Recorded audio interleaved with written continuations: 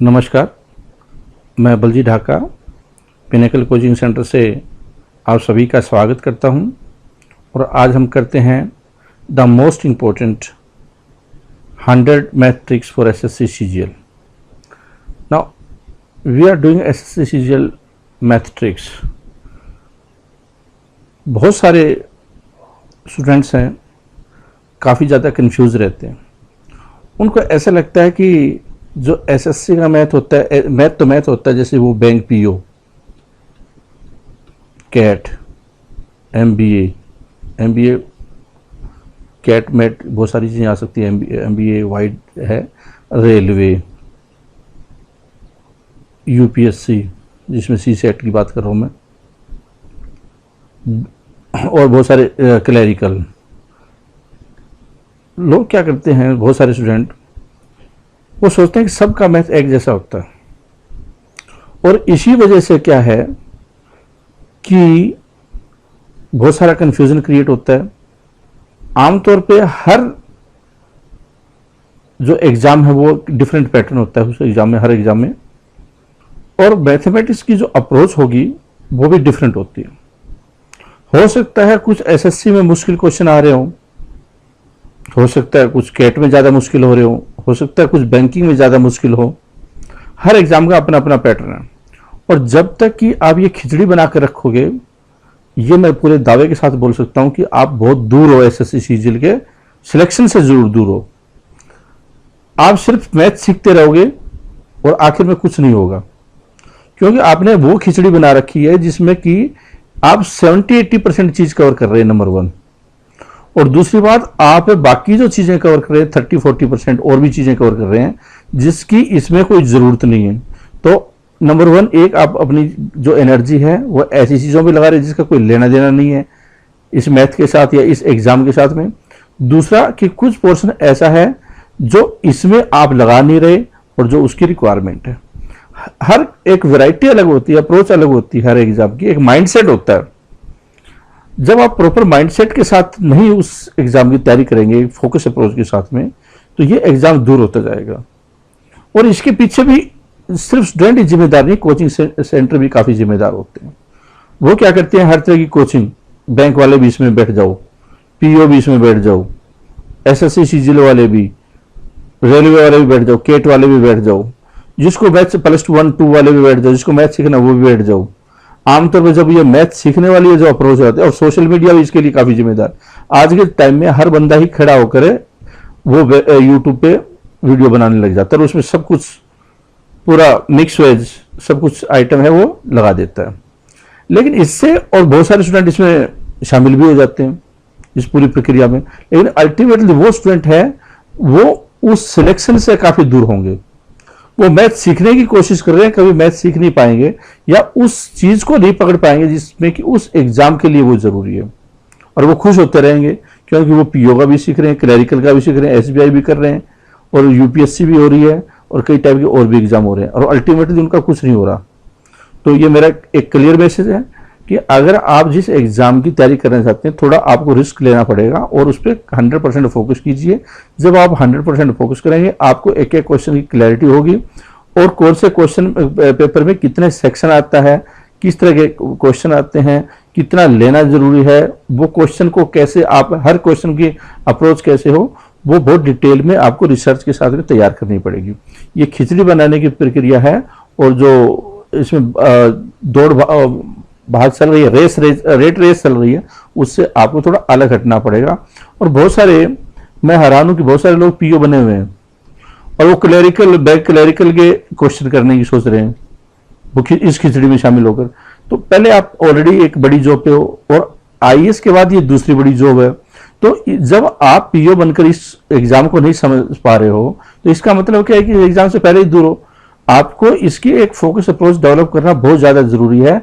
इससे बहुत ज़्यादा बेनिफिट होगा, इससे आपकी एनर्जी भी राइट दिशा में चैनलाइज होगी।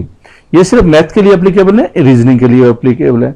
बैंक पीओ की रीजनिंग है या बाकी जो दूसरे एग्जाम की रीजनिंग है, उसकी तुलना में एसएससी की रीजनिंग है वो डिफरेंट है।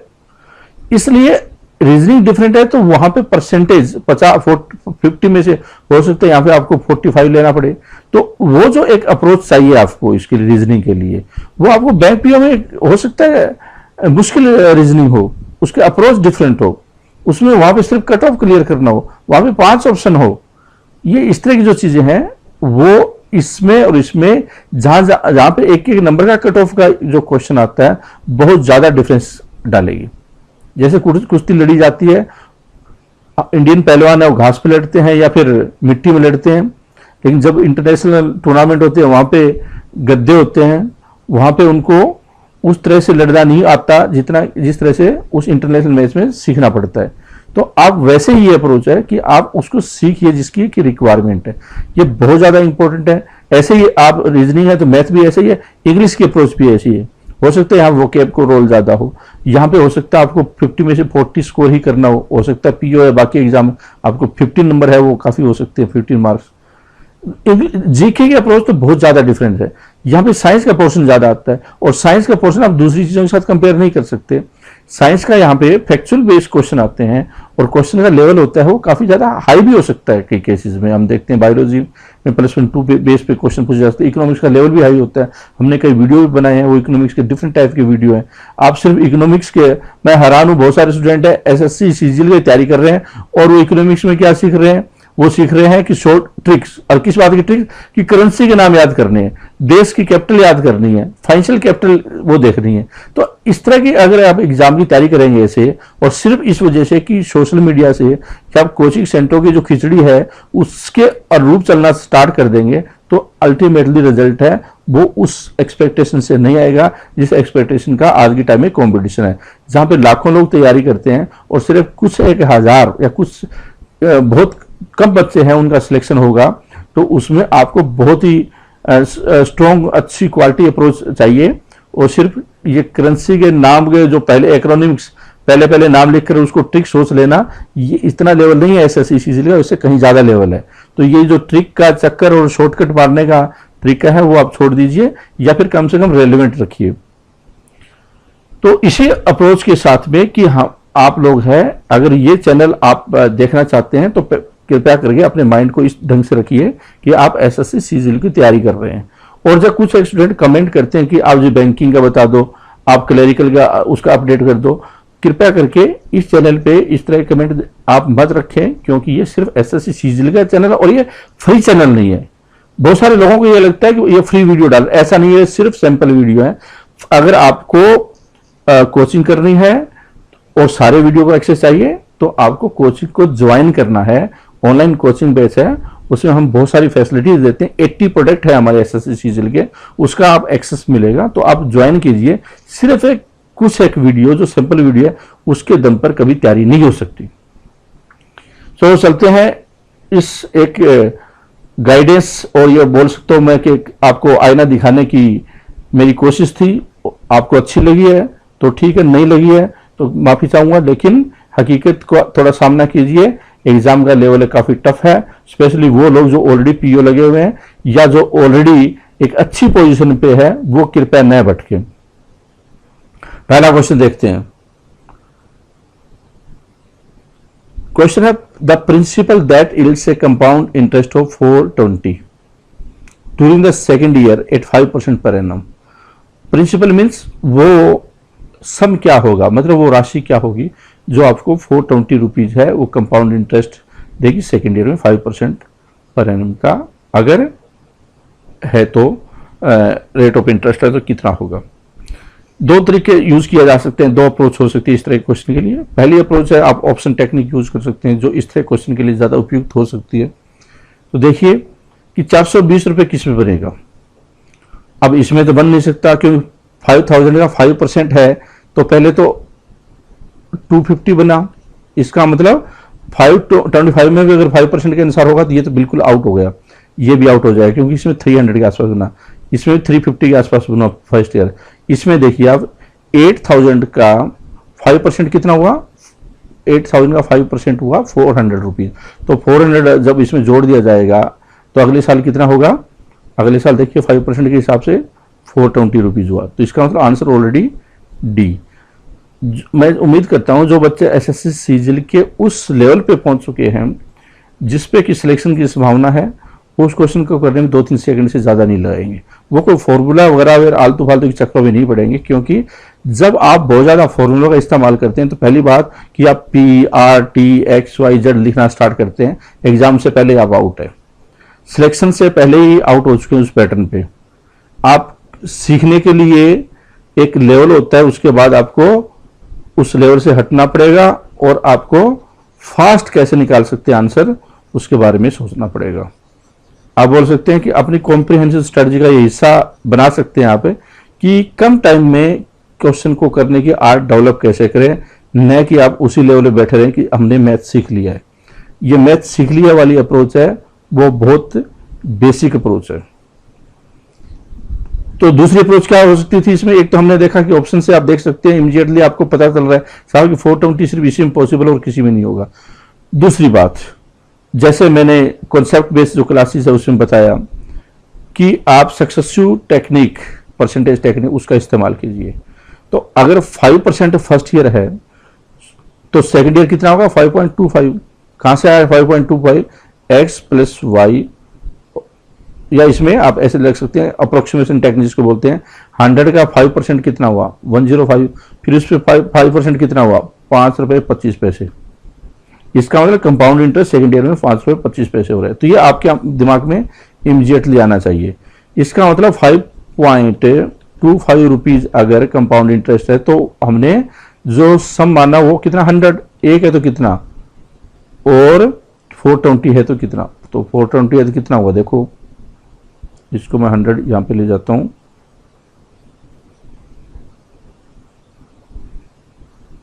8000 आ गया, 8000 रुपीज।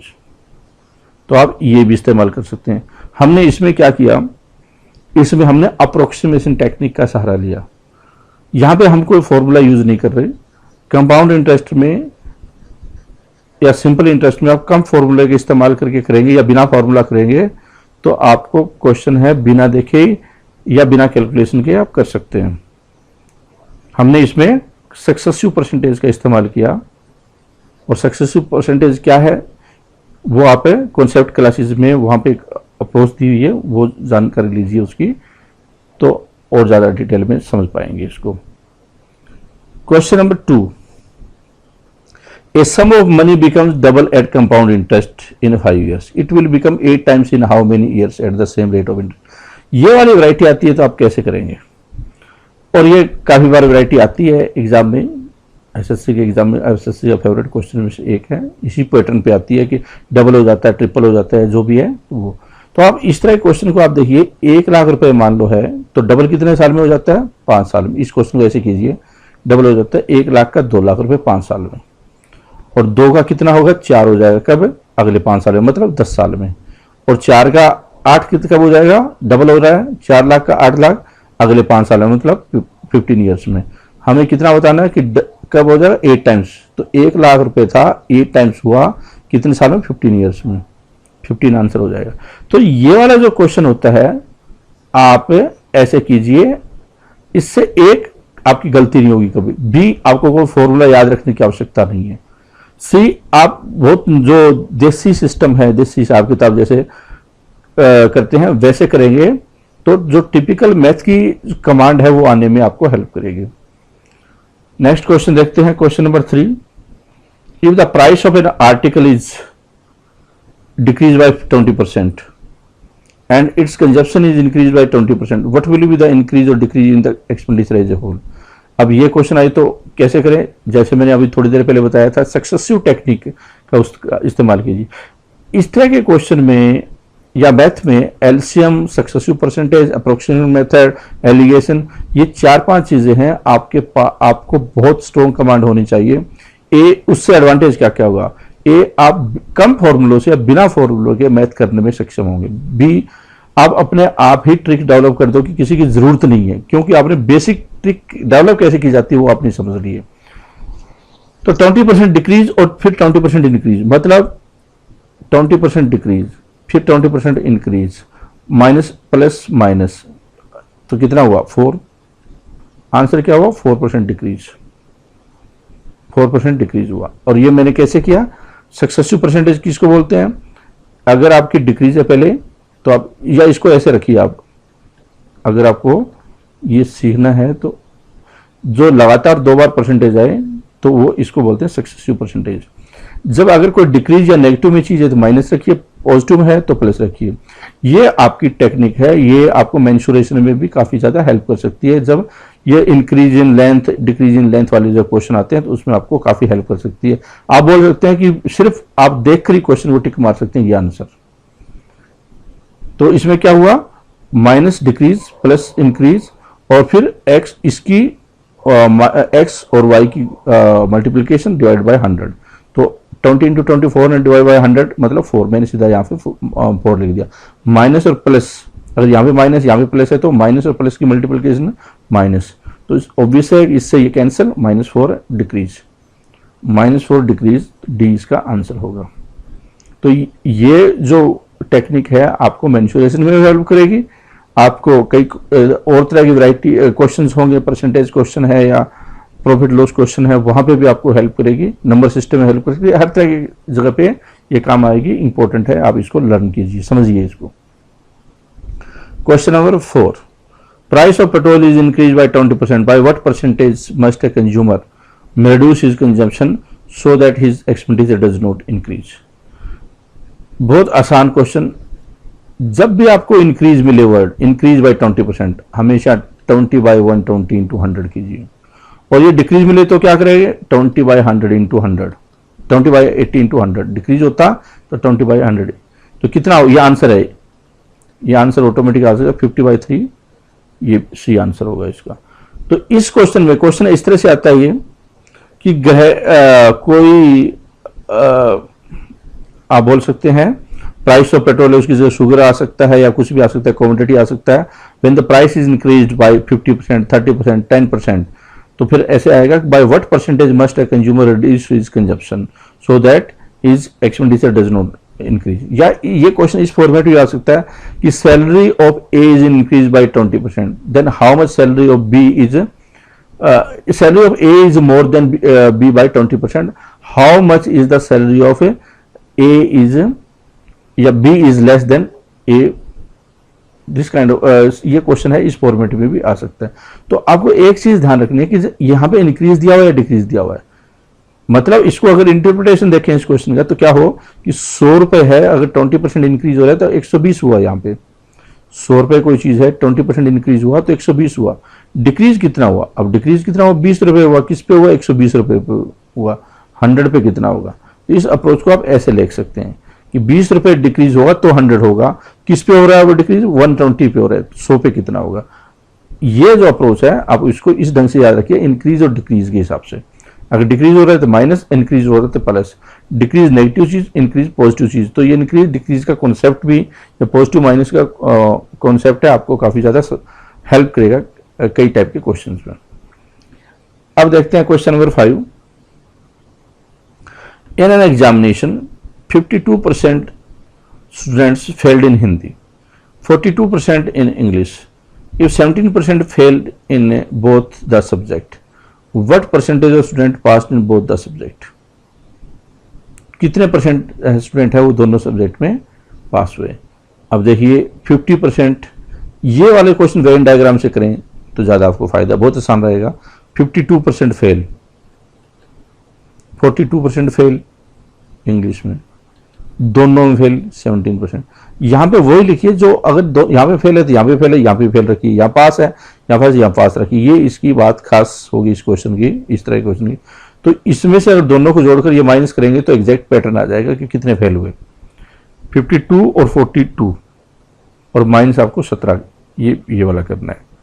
तो कितना, 94, 94 में से 17, 94 में से 17, तो ये हो गया 77% फेल है, क्योंकि ये फेल का दिया हुआ है सब कुछ। तो इतना, इसका मतलब 100 में से अगर 77 फेल है, पास कितने में, 23। पास कितने में, 100 में से अगर 77 फेल है तो बाकी पास है फिर, और बाकी कितने हैं, 100 में से 77 माइनस करेंगे तो 23% पास होंगे, 23% पास। तो ये जो वाली वैरायटी होती है, आप इसको एक ऐसे कर सकते हैं, या A + B - C, मतलब इस रूप में भी आप इसको ले सकते हैं।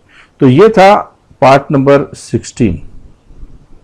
हम ऑलरेडी कई पार्ट कर चुके हैं और ये सीरीज है वो कंटिन्यू रहेगी।